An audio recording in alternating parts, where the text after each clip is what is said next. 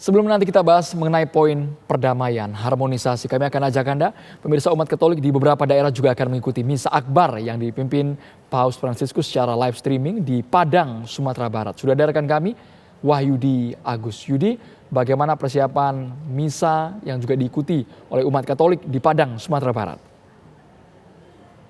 Ya, selamat sore Andro, bahwa di Padang, Sumatera Barat hingga hari ini para umat dari Katolik yang sudah mulai berdatangan ke gereja Katedral Santa Tresia di Jalan Bondo Kanduang, Sumatera Barat mulai memasuki ruangan. Beberapa jemaat yang saat ini akan mendengarkan Misa Akbar dari Paus Fransiskus sudah mulai berdatangan di dalam gereja Katedral Santa Tresia, di mana panitia pada hari ini sudah menyiapkan sedikitnya 500 hingga 600 kursi yang biasa ditempati oleh umat Katolik di dalam gereja ini. Dan semuanya juga disaksikan langsung oleh para umat untuk mendengarkan Misa Akbar dari Paus Fransiskus melalui layar lebar yang dipasang di depan altar, agar semua umat Katolik yang ada di Padang yang menghadiri Misa Akbar ini bisa menyaksikan langsung dari Gelora Bung Karno, Jakarta. Demikian, Andro. Baik, dari Padang, Sumatera Barat kita langsung menuju ke Semarang, Jawa Tengah, yang juga akan diikuti oleh umat Katolik di sana secara live streaming tadi.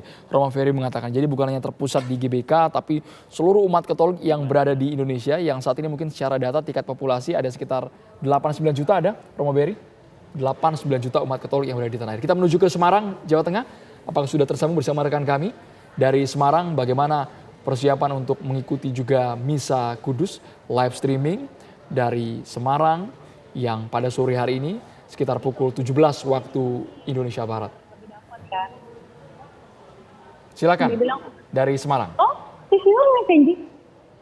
Ini saya sedang berada di salah satu gereja di Semarang, Jawa Tengah, yaitu Gereja Santa Maria Fatima Banyumanik, di mana di gereja ini nantinya juga akan mengadakan misa secara langsung bersama Bapak Paus dengan mengikutinya secara live streaming.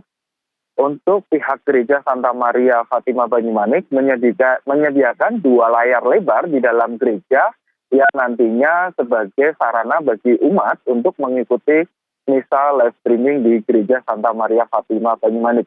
Dapat saya kabarkan meski misa akan dilaksanakan pada pukul 5 sore nanti, namun antusiasme umat Katolik di Semarang ini cukup tinggi, di mana 1 jam sebelumnya umat sudah mulai berdatangan ke gereja di Gereja Santa Maria Fatima Banyumanik ini. Alasan mereka adalah supaya kebagian tempat duduk di dalam gereja, di mana Gereja Santa Maria Fatima Banyumanik ini merupakan salah satu gereja yang cukup besar di Semarang, yaitu memiliki daya tampung sekitar 700 hingga 1000 umat, di mana umat Gereja Santa Maria Fatima Banyumanik ini mencapai 5.000 jamaat.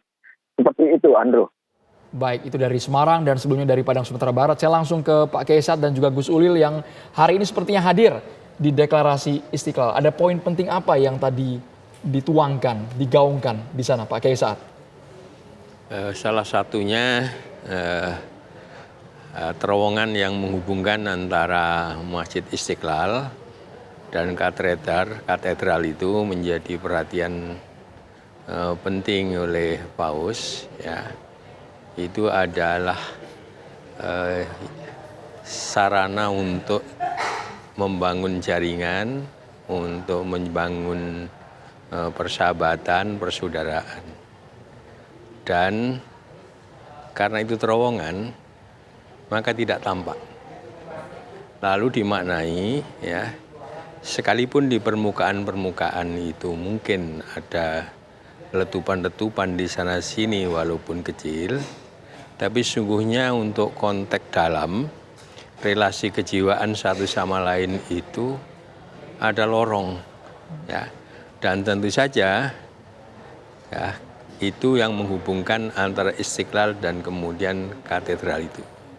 Tapi secara umum, ya, lorong itu juga terbangun di dalam konteks jiwa antara satu pemeluk agama dengan pemeluk agama yang lain. Dan ini hemat saya adalah berkah. Termasuk tadi ketika disampaikan bahwa kedatangan Grand Sheikh Al-Azhar dan kemudian Paus pada waktu yang berhimpitan itu juga merupakan berkah. Secara harfiah dalam bahasa Arab, berkah itu barokah. Nah, barokah itu artinya istimrorur rahmah, keberlanjutan dari rahmat. Maka rahmat itu sudah ada, karena relasi antar satu pemeluk agama dengan pemeluk agama itu bahkan berabad-abad tidak menimbulkan persoalan-persoalan, ya. Dan ini diakui sebagai kekayaan penting tadi oleh Paus.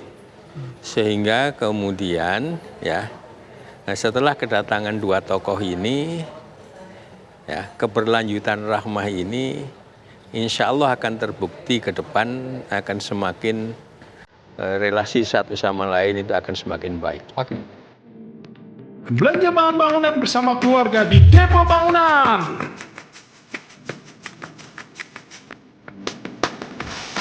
Semua kebutuhan bangunan dapat terpenuhi. Mulai dari granit tile dan ceramic tile, cat tinting color dengan pilihan ratusan ribu warna.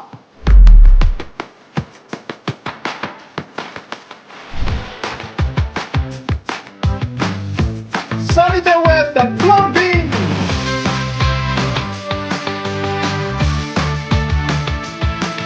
Dan masih banyak lagi.